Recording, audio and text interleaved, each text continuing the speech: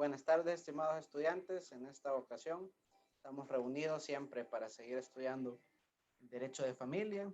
Y en esta tarde pues ha tocado la oportunidad de hablar de la extinción, suspensión, pérdida y restablecimiento de la autoridad parental.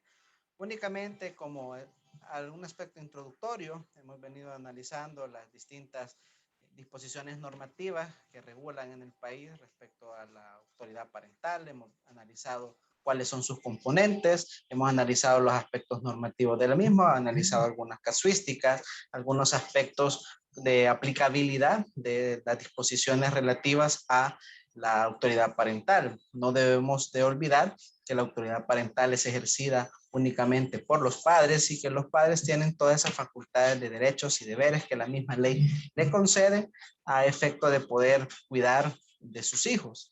En el cuidar de sus hijos, pues entenderemos que los elementos de la autoridad parental comprende el cuidado personal. Hemos analizado cuáles son los aspectos de la formación en el cuidado personal, hemos analizado en qué casos lo ejercen los padres, en qué casos se puede delegar, hemos analizado a la vez el aspecto de la representación legal, hemos analizado quiénes representan a los hijos y también hemos visto las excepciones que esto implica. Inclusive hemos analizado quién es la otra persona que puede o institución que puede ejercer la protección de los niños en caso de representación cuando existen intereses contrapuestos entre los padres. También hemos analizado lo que comprende la administración de los bienes y los aspectos que en él se detallan, cuáles son los aspectos que va a administrar o los bienes que va a administrar los padres, cuáles no, cuáles son los bienes que puede administrar propiamente el hijo. Y todos estos componentes de la autoridad parental hemos ido analizando, pero también la ley establece el mecanismo del cual le pone un límite al ejercicio de esa autoridad parental respecto a los padres. Esos límites vamos a irlos analizando uno por uno en esta presentación, para lo cual pues vamos a darle inicio en este momento. La ley nos establece mecanismos de protección de alguna u otra manera en la cual establece un límite a la función tuitiva de los padres. Es así que comenzaremos a hablar de las causas de extinción. Ya habíamos hecho inclusive alguna referencia sobre eso en clases anteriores, pero hoy vamos a analizar esta figura de la extinción de la autoridad parental. El artículo 239 del Código de Familia nos dice que la autoridad parental se extingue por las siguientes causas. Son 4 las que hay detalles y vamos a ir explicando una a una. La primera dice por causa de la muerte real o presunta del padre o la del hijo. Entiéndase que dentro de la autoridad parental, únicamente dentro de esa función tuitiva que hemos analizado en clases anteriores, se ha dicho de que esta corresponde exclusivamente a los padres.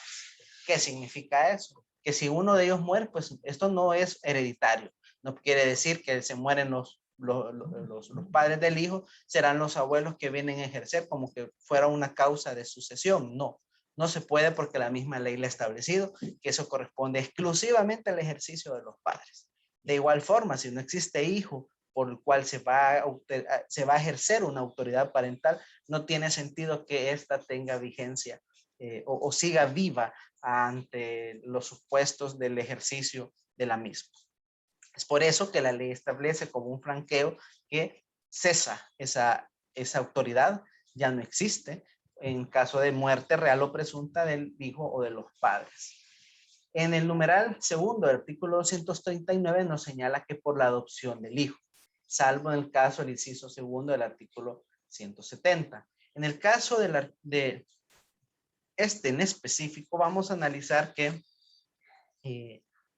los efectos de la adopción plena, cuando analizamos la figura de la adopción, se entiende que el hijo deja su autoridad parental de los padres biológicos, podamos así, de llamarlos así, pero también puede, por medio de una sentencia, se va a establecer en la situación de poderlos asignar a un nuevo rol, hablar a un nuevo rol de los padres, poderlos establecer a esos padres adoptantes todas esas prerrogativas que le da la adopción. Es decir, los hijos no estarán fuera de la autoridad parental.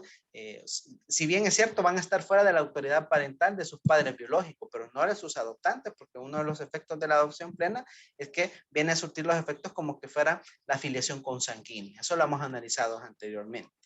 El numeral tercero, el artículo 239, tenemos de tener en cuenta que esto ya quedó derogado. ¿Por qué? Porque antes se permitía el matrimonio entre personas que no habían alcanzado la mayoría de edad.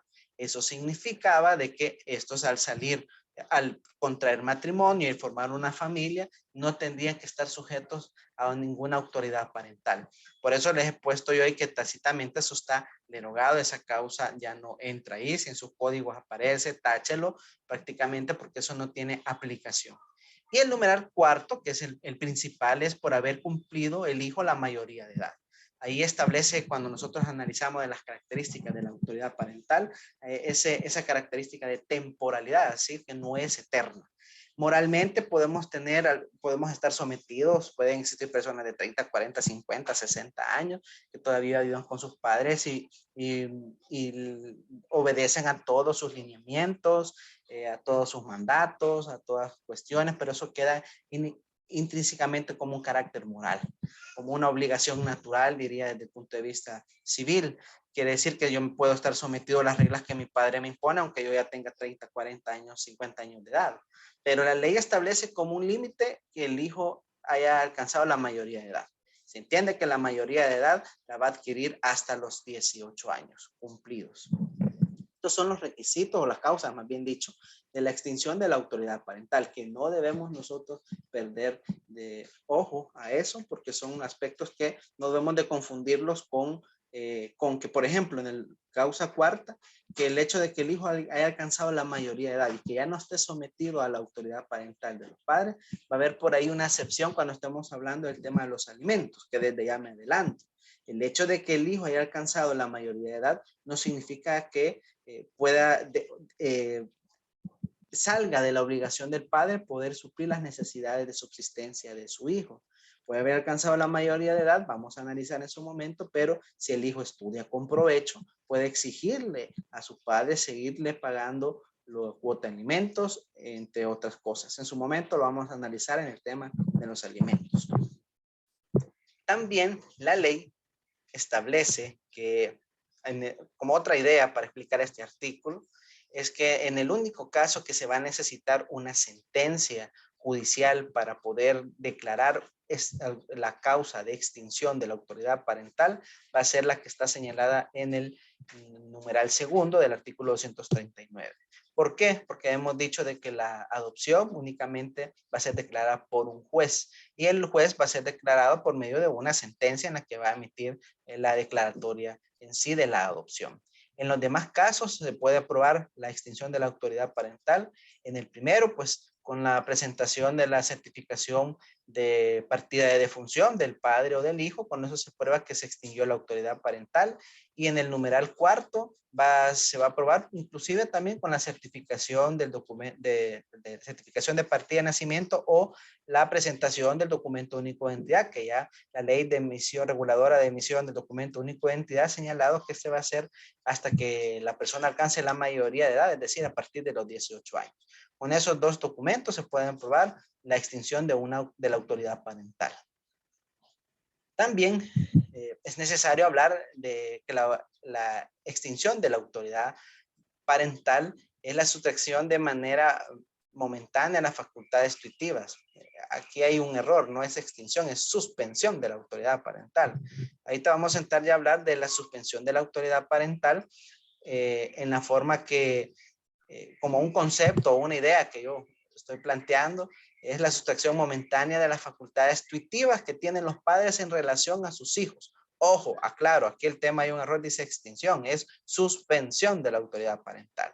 Debemos de entender que la suspensión de la autoridad parental es una sanción de orden familiar o de medida de protección judicial, la cual obviamente es declarada judicialmente, no puede ser declarado por un notario, no puede ser declarado por otra instancia administrativa, por ejemplo en la Procuraduría General de la República no puede decretarse una suspensión de autoridad parental porque esta facultad se la ha dado exclusivamente a un juez. Y nos preguntamos por qué. Porque el juez es el que tiene que valorar prueba, tiene que valorar la concurrencia de los elementos que la misma ley señala para poder estar hablando de un caso de suspensión de la autoridad parental. Es por eso que las causas de suspensión están señaladas en el artículo 241. Este artículo nos dice que el ejercicio de la autoridad parental suspenderá al padre o la madre o a ambos, según sea el caso, bajo las siguientes causas. Primero dice por maltratar habitualmente al hijo o permitir que otra persona lo haga. Este numeral nos da paso a que el ejercicio de la autoridad parental no quiere decir, no es proporcional, por ejemplo, al deber de corrección. Hemos analizado en otras clases que la LEPINA, que es la Ley Especializada de Niñez y Adolescencia, ha establecido un límite al ejercicio de ese deber de corrección que puedan tener los padres dentro de las funciones de la autoridad parental, exclusivamente cuando se está desarrollando el cuidado personal de los hijos. Entonces, el maltrato puede entenderse maltrato, el hecho de poder hacer un castigo severo. La ley Lepina ha prohibido el maltrato físico, pero también la ley Lepina es algo ambiguo, hemos analizado en clase, que deja aquellos castigos que sean adecuados y moderados. Entonces, eso de esa palabra adecuada y moderadamente puede dar lugar a que yo pueda decir, bueno, antes yo le gritaba tal cosa, tantas cosas y solo le voy a gritar dos. Lo voy a insultar, por ejemplo, porque en aplicación a la Lepina ya no le puedo pegar, entonces lo puedo humillar, lo puedo gritar, etcétera. Eso también es violencia psicológica hacia el niño. Entonces, la ley permite o franquea ese tipo de maltratos y dice algo habitualmente. Yo creo que eso está de más. Maltrato es maltrato, pero dice que todos los días castigan al niño, lo regañan, lo encierran, le pueden pegar. Estas situaciones tienen que ser denunciadas. Ahora ya existe un mecanismo. Cuando se creó el Código de Familia no existía el mecanismo más que avisarle al juez o interponer una denuncia o aviso al juez de familia. En este caso ahora existe una jurisdicción especializada en niñez y adolescencia y los mecanismos señalados por la misma ley, en la cual se puede interponer una denuncia, por ejemplo, ante las juntas de protección o según sea el caso, pueden ir a los comités locales en caso que algunas municipalidades lo ejerzan. Eso, o inclusive, si trasciende a un maltrato ya físico, puede llevarse o trascenderse a la Fiscalía General de la República, en la cual puede interponer inclusive un delito ahí por maltrato infantil. Entonces, si este maltrato es comprobado, es decir, ya ha sido sentenciado por un juez, sea de lo penal, en el caso de las lesiones hacia los niños por un maltrato infantil, esa sentencia me va a habilitar a mí para poder irle a solicitar al juez de familia que se suspenda la autoridad parental que ejerza ese padre. También otro de los motivos que señala aquí dice es por alcoholismo, drogadicción o inmoralidad notoria que ponga en peligro la salud, la seguridad o la moralidad del hijo. Por alcoholismo, ¿en qué sentido debe decir? Mire, pero es que los papás siempre toman los fines de semana, entonces vamos a ir a solicitar la suspensión. Yo creo que medio El Salvador ahorita estaría sin suspendida la autoridad parental de los padres, porque muchas familias pues, habitualmente realizan esto los fines de semana. O una drogadicción, por ejemplo, que los padres o uno de los padres consuma drogas, eso puede ser atentar contra la salud, la integridad física del hijo. Esto en los casos que son severos, por ejemplo, hemos conocido casos en los que pues, los padres se van, prácticamente dejan a la bondad de Dios a sus hijos o bajo el cuidado de otras personas, terceros, familia o no familia, porque ellos están sometidos a su adicción. Eso se debe de probar. Por ejemplo, en caso de drogas, tiene que realizarse algún examen. El juez tiene que ordenar que se realice un examen a medicina legal para que se determine si consume o no consume drogas o alcohol, etcétera. Y que se logre probar no solo por el hecho de que ellos consuman alcohol o drogas, sino que también debe de probarse de que el hecho de que ellos, los padres o alguno de los padres, realice esa actividad pone en riesgo el peligro, pone en riesgo la salud y obviamente el peligro de toda la vida del niño. Por ejemplo, puede verse un caso que pueden existir ambos padres que son adictos a las drogas y que los fines de semana salen a drogarse o se van ahí al tunco y ya no regresan y dejan al niño solo en la casa. Hemos visto casos quizás o hemos visto en las noticias que el hijo mayor, que siempre sigue siendo un adolescente o un niño, cuida al más menorcito y los padres pues se pierden.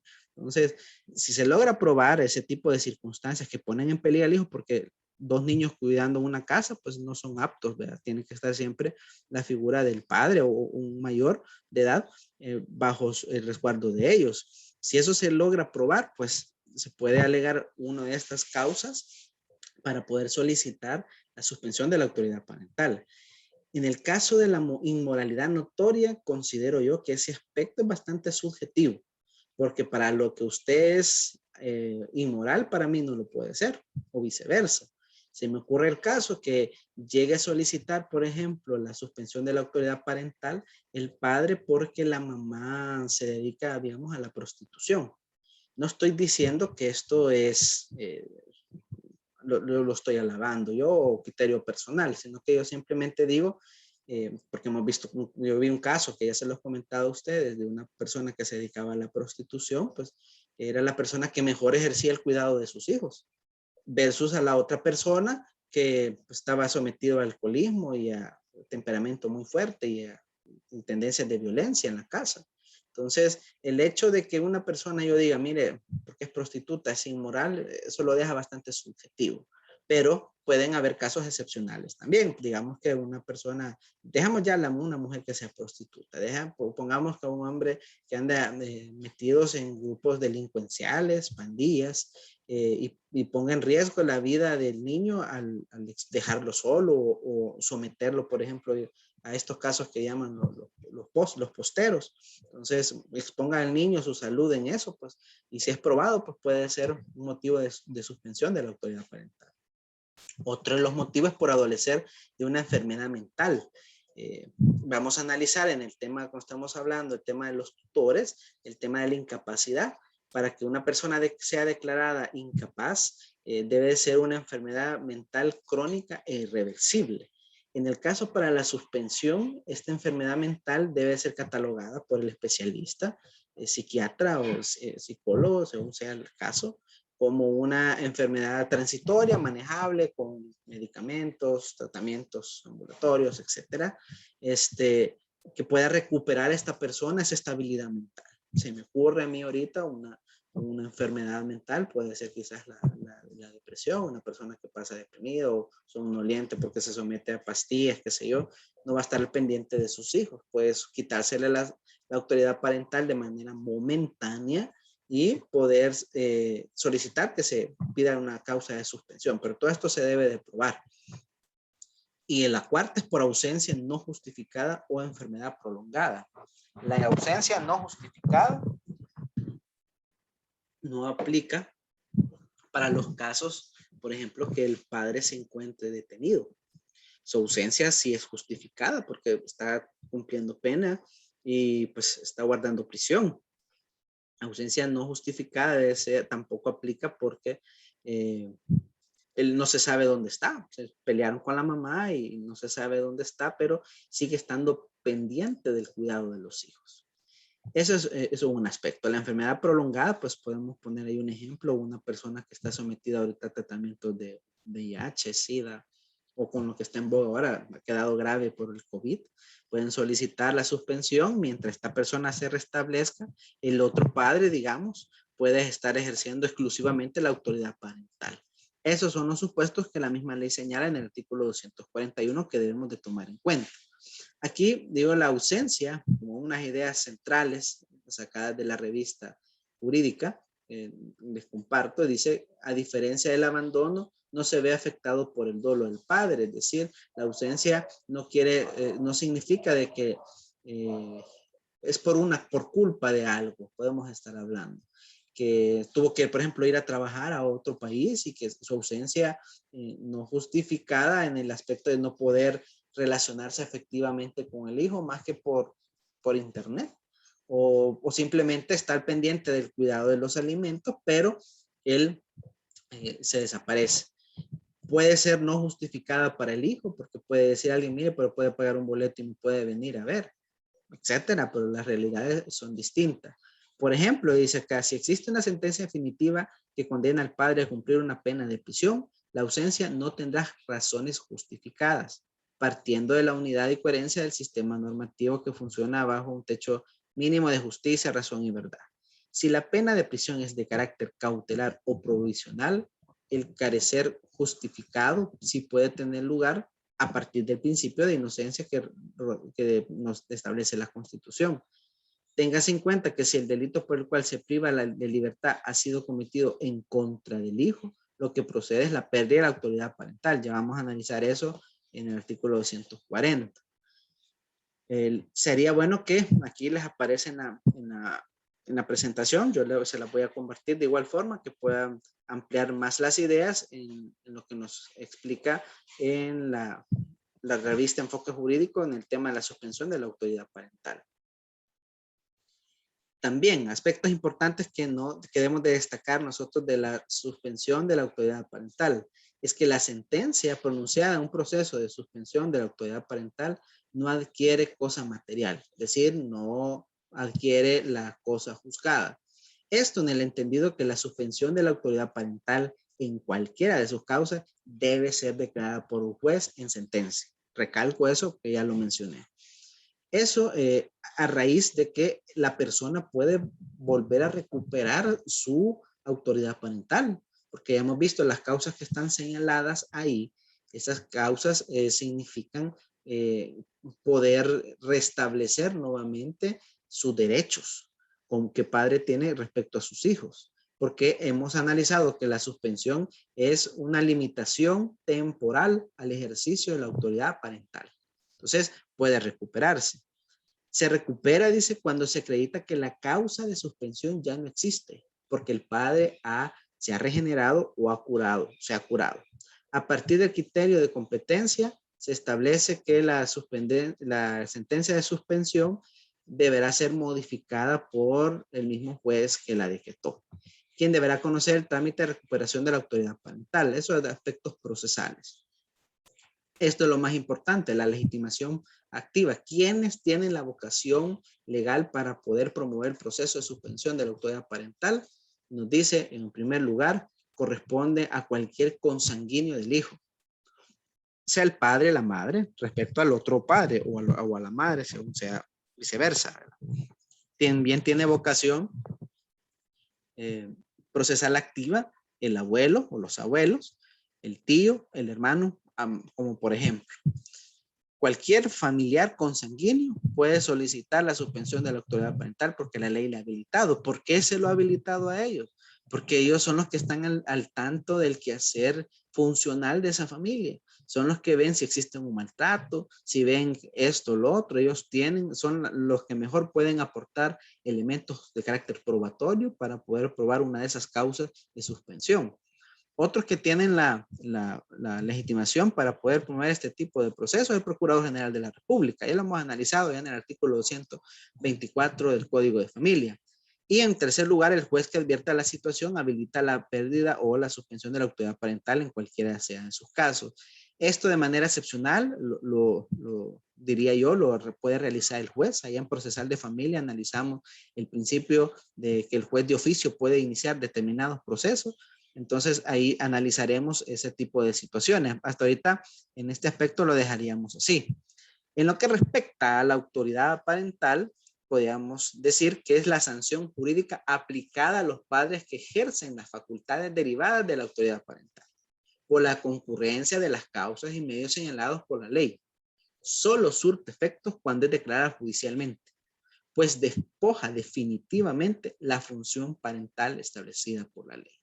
Aquí, a manera de introducción en el tema de la pérdida de la autoridad parental, en comparación a la suspensión de la autoridad parental, aquí es una sanción temporal. Esta es una sanción definitiva. Es decir, una vez decretada la pérdida de la autoridad parental, no se puede recuperar. ¿Por qué? Porque las causas o los motivos que la originan son considerados como más severos. Ya lo vamos a mencionar en la siguiente lámina. El artículo 240 nos dice que el padre, la madre o ambos perderán la autoridad parental sobre todos sus hijos por cualquiera de las siguientes causas. Analicemos una a una. La primera, cuando corrompieran a alguno de ellos o promovieran o facilitaran su corrupción. ¿Qué significa esto? Cuando los padres, en la idea del ejercicio exclusivo de sus derechos respecto a sus hijos, desean realizar actos que van más allá de lo permitido en la ley. ¿Pero qué son esos actos de corrupción? Se nos puede venir en mente la madre que obliga a su hija a prostituirse o a vender, ofrecer servicios sexuales a consecuencia de generarle un ingreso a ella como madre. Esa es una corrupción, pero ojo con esto. En atención al principio de inocencia, el hecho de que decir, bueno, yo me he percatado que la mamá hace eso con la hija, sí, pero esa conducta ya se escapa fuera del alcance del juzgamiento de los juzgados de familia y ya corresponde únicamente al juez de lo penal, porque eso ya entra en algún delito. Entonces, en atención al principio de inocencia, causa de pérdida va a surtir efectos únicamente cuando exista una sentencia que declare tal situación, que condene a una persona en esa situación, porque si no es vulneración de derechos de carácter constitucionales. El hecho de que pueda estar ocurriendo acá, yo me percato, sí sucede, pero si yo no lo proceso en la vía legal correspondiente, como lo sería perseguir la posible comisión del delito, no puedo yo estar hablando de esta causal. ¿Por qué? Porque ya está tipificada como un delito y o puede existir algunas faltas también. Por ahí se habla de una ley también de trata de personas. Puede utilizarse a las personas de por ejemplo, una adopción fraudulenta, etcétera. Puede entrar inclusive en este tipo de situaciones. Entonces, si se logra probar eso respecto a uno de los padres o a ambos, esa situación puede ser motivo de poder solicitar la pérdida de autoridad parental por el motivo primero del artículo 240. Ahora bien, el numeral segundo o la causal segunda del artículo 240, le diré como opinión personal, esta es la causa que más solicitan los procesos de pérdida de autoridad parental. ¿Por qué? Dice, cuando abandonaren alguno de ellos sin causa justificar. ¿Abandonar a quién? Un padre o ambos padres a sus hijos.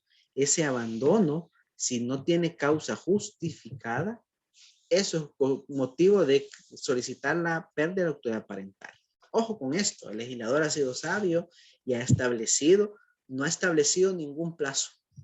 No puedo decir, mire, ya tiene 3 semanas, ya lo considero que se abandonó, que se desapareció. Mire, ya tiene un mes, ya lo considero como desaparecido. No, la ley no ha establecido un plazo. ¿Por qué? Porque la misma jurisprudencia se ha encargado de ampliar o explicar este abandono señalado en la ley, en el caso que nos dice que el abandono no significa solo la ausencia física del padre, sino que también significa el abandono un abandono material, un abandono afectivo que pueda tener el padre, porque pueden existir padres que yo le mando la cuota alimenticia a mi hijo siempre, pero el hijo nunca lo ve, nunca está presente, por ejemplo, en los cumpleaños, en las navidades, en las vacaciones o días especiales. Los hijos no pueden convivir con el padre porque no sabemos dónde está. El padre hizo ya una nueva familia y sabemos. Puede suceder también con madre.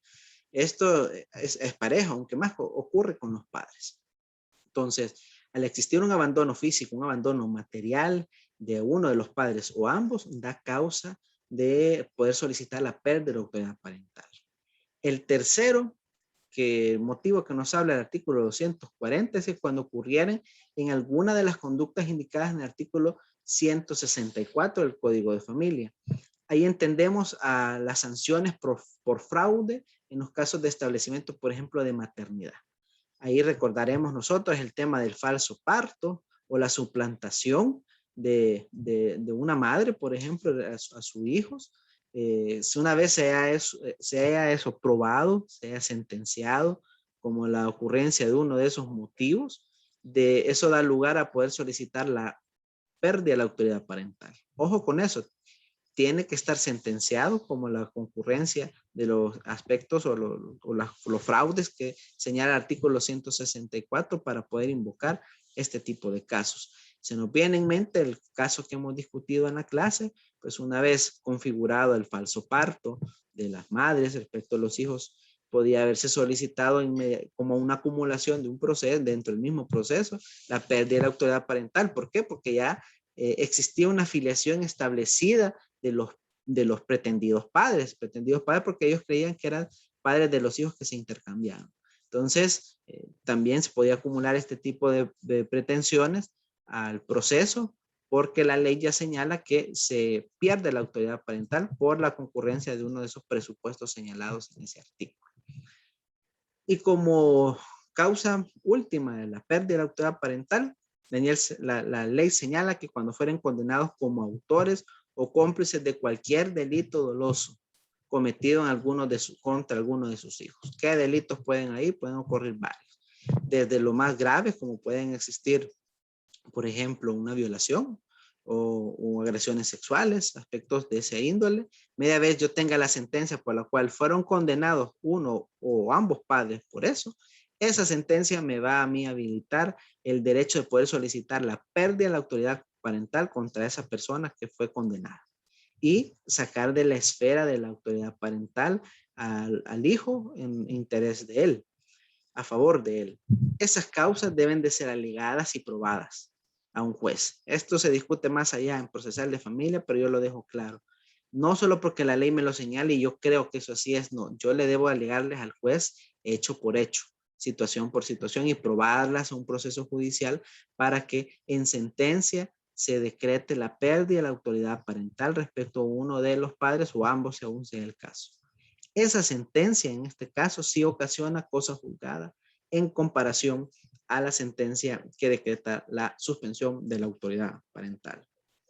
Respecto al tema del abandono sin causa justificada, este motivo está conformado por dos elementos que lo vamos a analizar en una lectura complementaria de esta clase. Esos elementos son el elemento objetivo y subjetivo. El elemento objetivo será siempre el abandono del padre. Y el elemento subjetivo que se debe analizar cada vez que se invoca una de estas motivos o causas es que el abandono debe de ser sin causa justificada. Entonces, ese es el elemento subjetivo que contempla que ha construido la misma jurisprudencia en el motivo del abandono sin causa justificada.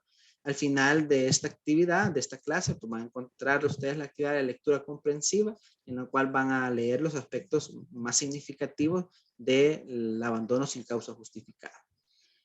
Otro aspecto que debemos de tomar en cuenta en los casos de pérdida de autoridad parental es estos tres aspectos. ¿Quién tiene la legitimación procesal para poder solicitar? Cualquier consanguíneo, al igual que cuando lo veíamos en la suspensión, el Procurador General de la República y el juez que advierta la situación habilita la pérdida de autoridad parental. Es decir, el juez está tramitando un divorcio y dentro del divorcio se da cuenta que los padres están cometiendo determinados abusos, puede habilitar a que él tenga la legitimación de iniciar el proceso. Pero aquí es contradictorio, la ley le ha dado la facultad a él, pero el juez no puede ser juez y parte. Entonces, el juez nada más advierte la concurrencia de unas causas o motivos y habilita o le da en relación, o le da más bien dicho participación al procurador, en este caso es Procuradora General de la República, por medio de cualquiera de sus auxiliares para que inicien la acción correspondiente. Esos son aspectos que no debemos de dejar de lado en este tema de la pérdida de autoridad parental. Ojo, esto es lo más importante a esto. La pérdida o suspensión de los derechos son los ocasionados por este tipo de proceso, ya sea la suspensión o la pérdida de la autoridad parental, que ya entendemos que siempre van a ser de carácter judicial. Los efectos del tanto la pérdida o la suspensión es restringir los derechos que tienen los padres respecto a sus hijos, pero no restringe o no exime la obligación parental que estos puedan tener. Es así que el artículo 246 del Código de Familia establece la pérdida de la autoridad parental o la suspensión de su ejercicio no eximen a los padres del cumplimiento de los deberes económicos que el Código de Familia impone para con sus hijos. ¿Qué significa eso? El hecho que el padre le decreten la pérdida de la autoridad parental no quiere decir que esto va a ser como un premio y él ya no va a pagar cuota alimenticia. Al contrario, el padre que se le quite la autoridad o se le suspenda va a estar obligado siempre a estar asistiendo económicamente. ¿Por qué? Porque eso es un derecho de manutención, un derecho de subsistencia del hijo.